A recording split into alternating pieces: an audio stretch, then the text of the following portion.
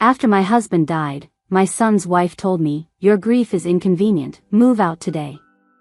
She dumped my clothes in trash bags and said, "Your tears won't save you." My son pretended he couldn't hear me. I forced a smile and said, "You'll find out soon why you shouldn't have pushed me out." My name's Evelyn. I'm 63. I lived most of my life in Lebanon, Pennsylvania. It's a small place, nothing big. Just regular people, quiet streets, and families that usually stick together. I liked it that way. I never wanted much. My husband, Robert, was everything to me. We were married 41 years.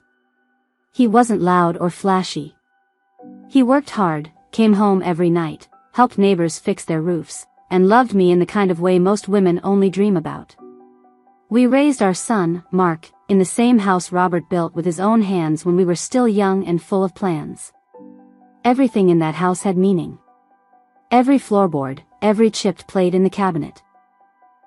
It wasn't just a house. It was a life. 3 years ago, Mark called us up. He was struggling. Lost his job in Pittsburgh, said he and his wife, Chelsea, needed a place to stay. I was a little nervous. Chelsea and I were never close. She looked down on small towns and older people. But Robert just said, "Family comes first. That's what this house is for." So we let them move in. We gave them the master bedroom on the second floor. Robert and I took the downstairs guest room. I gave up my sewing room so Chelsea could turn it into her little home office. We didn't complain. We just adjusted. Chelsea never said thank you. Not once.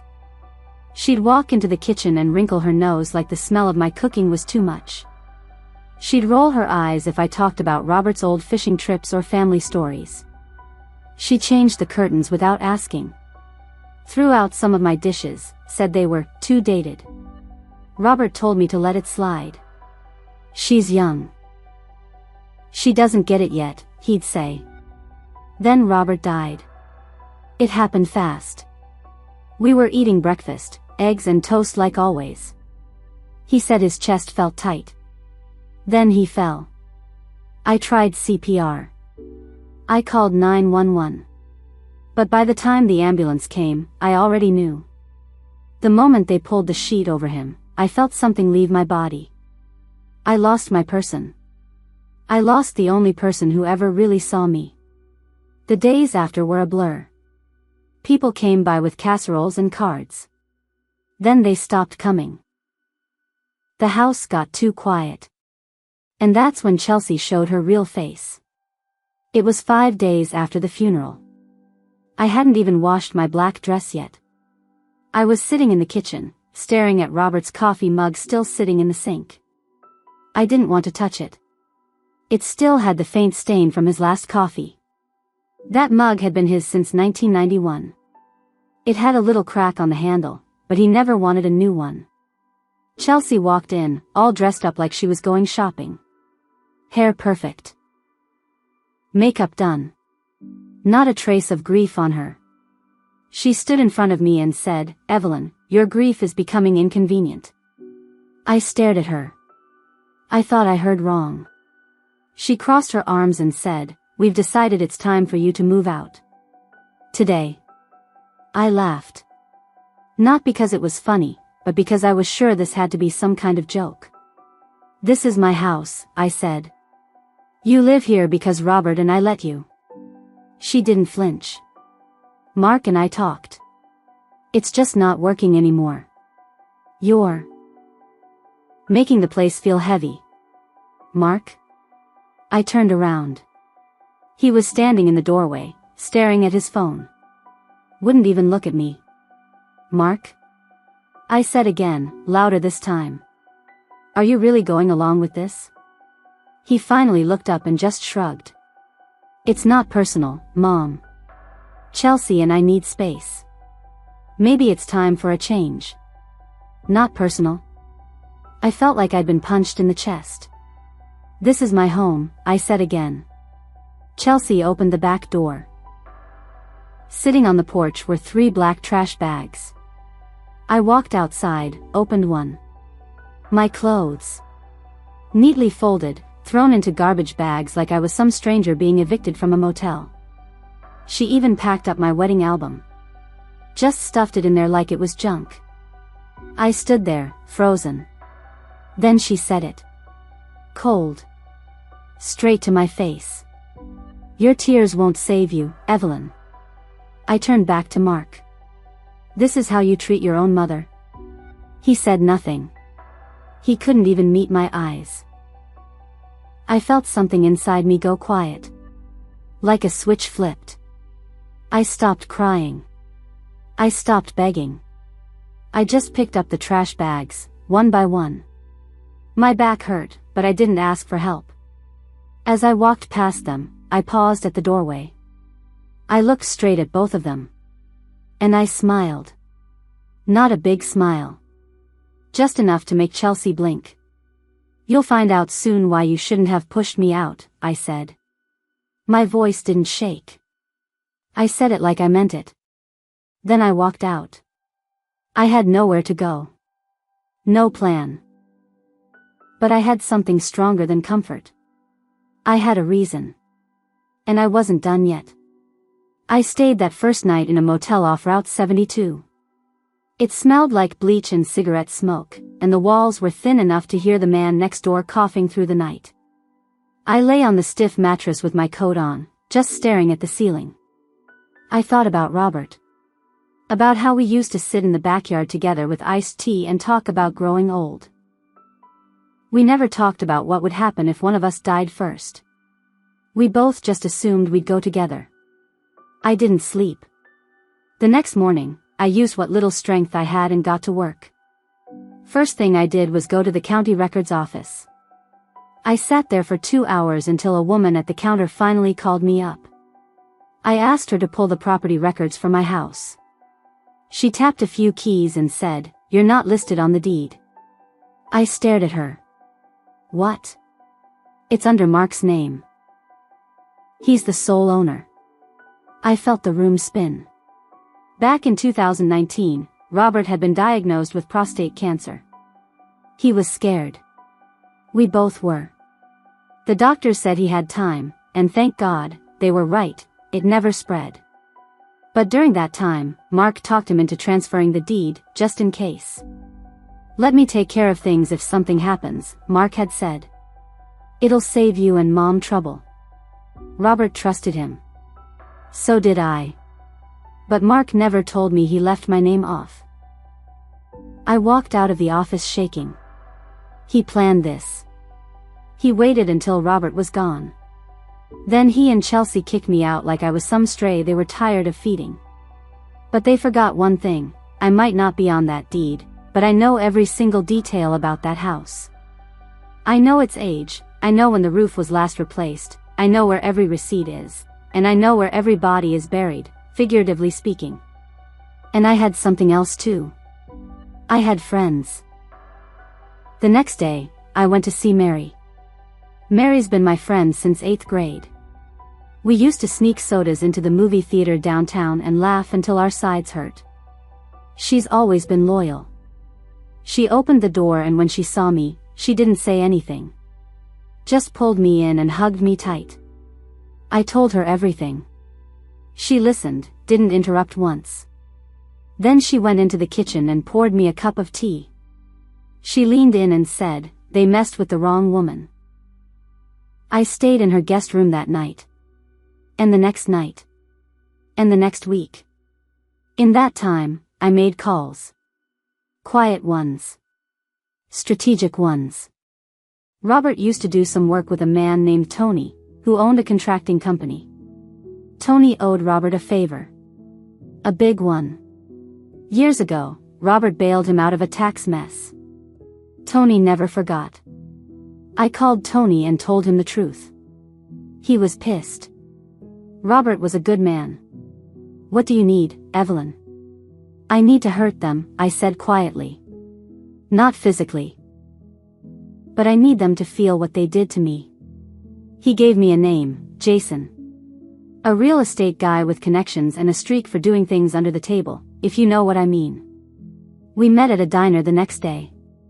I showed up with nothing but a notebook and a worn purse. He looked like the kind of guy who made deals with a handshake and a raised eyebrow. "I want my house back," I told him. He smiled. "Then let's make it happen." Turns out, Chelsea and Mark had taken out a second mortgage on the house about a year earlier. To remodel, they said. But they didn't remodel. They bought a new SUV and took a trip to Costa Rica. And they hadn't been making payments. That house was 2 months away from foreclosure. I didn't say a word to them. I let time do the work for me. While that was happening, I went and visited the place where I used to volunteer. A senior legal aid group in Harrisburg. I'd helped them file paperwork back in the early 2000s when I had time. Their lead attorney still remembered me. "Evelyn," she said, "I heard about Robert." "I'm sorry." I thanked her, then asked for a favor. I needed help drawing up some documents. A few things I wanted to prepare. Legal stuff. I didn't say what for. She agreed. Then I sat back and waited. 3 weeks later, the call came. Chelsea called me. Not Mark. Her. She left a message. "Evelyn, hey, so. There's been some mix-up with the bank and we were hoping maybe you could co-sign or help us talk to someone." I smiled. They needed me. And they were going to learn exactly what that meant. I didn't call Chelsea back. Not right away. I let her squirm. I let her leave 3 more voicemails, each one a little more desperate than the last. The third one was the best. "Evelyn, please. I know we had a rough patch, but this house is about to be taken from us. We didn't know all the payments weren't going through. Mark's been really stressed. Can you just call me back?" Rough patch? That's what she called throwing my clothes in trash bags and kicking me out 5 days after my husband died. I waited 2 more days before calling back. I made sure it was mid-morning. I knew she'd be home alone. Mark worked part-time at some warehouse now, mostly night shifts. When she answered, she tried to sound sweet. "Oh my God, Evelyn, thank you for calling." I didn't give her a chance to run her mouth. "I heard about the house," I said calmly. "Sounds like you two made a mess." She let out a fake little laugh. "It's just a misunderstanding. A few missed payments. But the bank said if someone with a strong history could co-sign or even talk to the mortgage officer, we might be able to stop the process." "Right. You mean someone like the grieving widow you threw out like garbage?" She went quiet. "Didn't think I'd hear from you again," I said. "Especially not like this." Chelsea cleared her throat. "Look, we're willing to apologize. I think things got heated. I didn't mean for you to feel abandoned." I couldn't help but laugh. "You dumped my wedding photos in a trash bag, Chelsea." She paused. "Okay, maybe I was harsh, but we were dealing with so much too. And Mark was hurting." "Don't," I snapped. "Don't you dare use my son's cowardice as an excuse for what you did." There was a long pause. Then she said, "Fine. Do you want something? Money?" That's when I knew she still didn't get it. She thought I wanted cash. She thought this was about a loan or co-signing or saving face. But I wanted them to break. "I want the house," I said flatly. "You're not serious." "I want the deed signed back to me. I want you out. Both of you." "You're blackmailing us," she hissed. "No. I'm offering you a deal. I save your credit, your reputation, and your things from being dumped out on the street. In exchange, I get what was mine in the first place." "And what if we say no?" "I already talked to the bank," I said. "They're moving fast. You won't last another month. You'll be out either way. But if you give me the deed, I'll pay off the debt. You walk out with a clean record. Or, you can fight. And lose." I hung up. A day later, Mark showed up at Mary's house. I was in the garden, pulling weeds. He stood behind me like a little boy who got caught stealing candy. "Mom," he said. I didn't turn around. I kept pulling weeds. "I didn't know it would get this bad," he said. I stood up, finally looked at him. "You stood there while she threw me out. You didn't say a word." I didn't know what to do. "You say that a lot.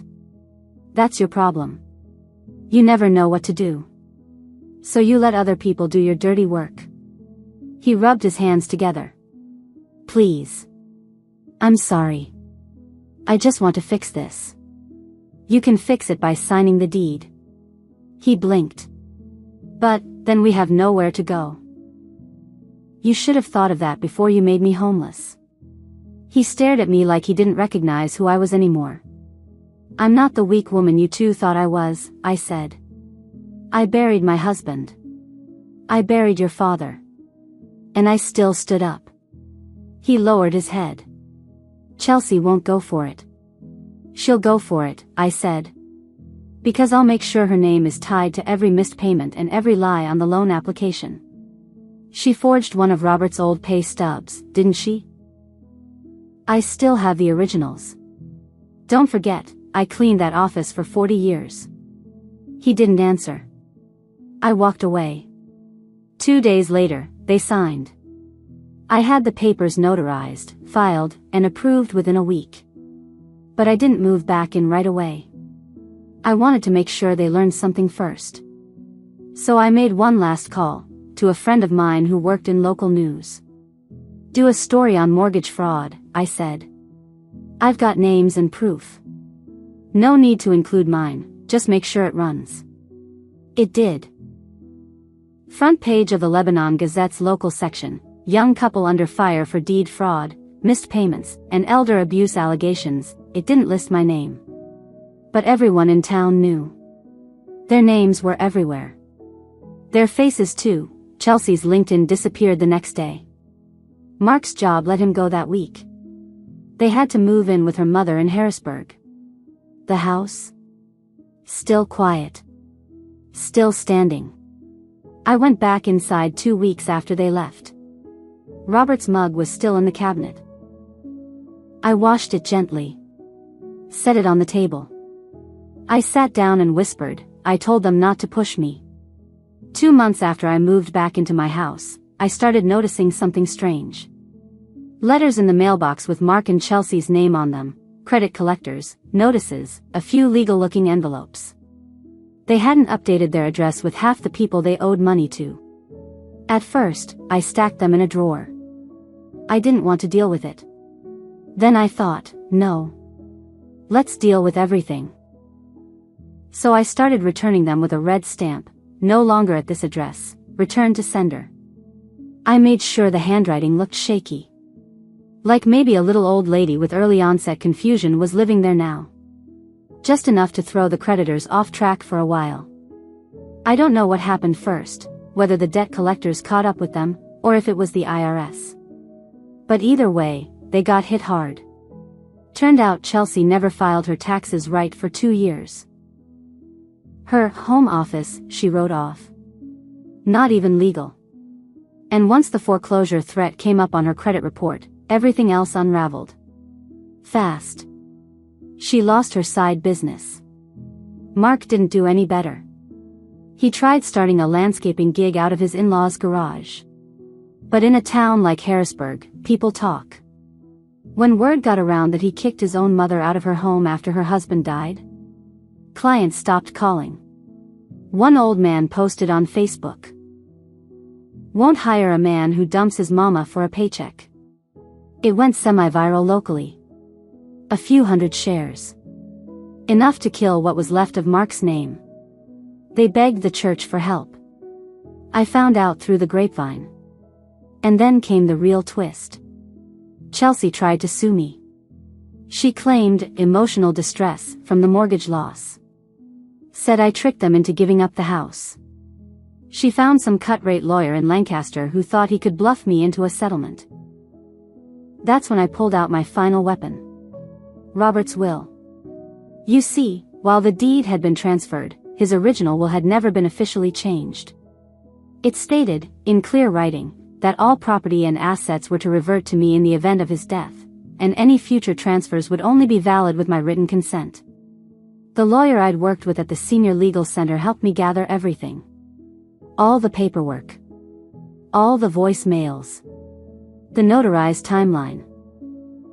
I even had the pictures of the trash bags on my porch, taken by a neighbor who'd felt something wasn't right. When Chelsea's lawyer saw the file, he dropped her. And I countersued. For elder abuse, illegal eviction, and deed manipulation. They settled. Quietly. They gave up the last of their savings to make it go away. They also signed a legally binding agreement that barred them from contacting me ever again, directly or through a third party. Mark tried to reach out one last time. Sent a handwritten letter.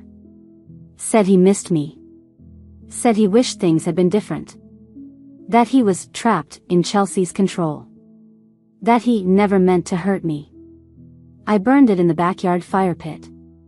Right where Robert used to roast marshmallows. But I wasn't finished yet. See, revenge isn't about screaming or fists or slashed tires. It's slow. It's steady. It's knowing that the people who hurt you now sit in a cramped guest room in a woman's house who never wanted them there, with no savings, no jobs, and no name that carries any weight. It's knowing that the woman who they tossed aside is now sipping tea in the sunroom she built with her husband. The same sunroom they called cluttered and dated. And it's knowing I found peace again. I painted the kitchen. Replanted the front garden. Put Robert's recliner back in its old spot. Got a new TV, even started watching those crime shows he loved. And I started volunteering again, at the same legal center that helped me. Only now, I speak to women like me. Women who got pushed, tossed, silenced. I tell them what I learned: don't beg. Don't scream. Don't explain. Take everything back quietly, piece by piece, until they're left standing in the ruins they made. And when they look at you again one day, desperate and broken, you look right back and smile. Because they never saw it coming. And they'll never recover.